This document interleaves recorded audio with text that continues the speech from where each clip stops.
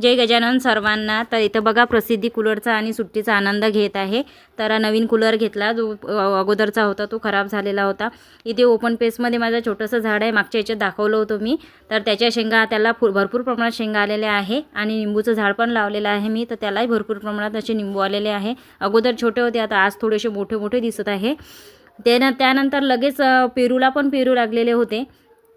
तर तुम्ही बघू शकता मोठमोठे पेरू आलेले आहेत. त्या झाडाला मी सकाळी हलवलं तर त्याचे 2 पेरू पडले आणि ते बी प्रसिद्धीला खायला दिले. तर हे बघू शकता किती मोठ्या प्रमाणात हे इथे झाड झालेलं आहे. तर आता याचं सिजनेबल फळ आहे हे, पण याला 12ही महिने पेरू येतात. लगेच दळण करून घेतलं, रात्री चणे भिजत घातलेले होते, तर ते चांगले फुलून हे बघा प्रसिद्धी लुडबुड करत आहे. त्यानंतर लगेच स्वयंपाक करायला घेतला. तर मला थोडासा तो स्कूलमधून आला, नंतर त्याला म्हटलं भाजी फोडणी दे. तर पोळ्या मी केल्या आणि मशीन उन्हात ठेवली. असा होता माझा आजचा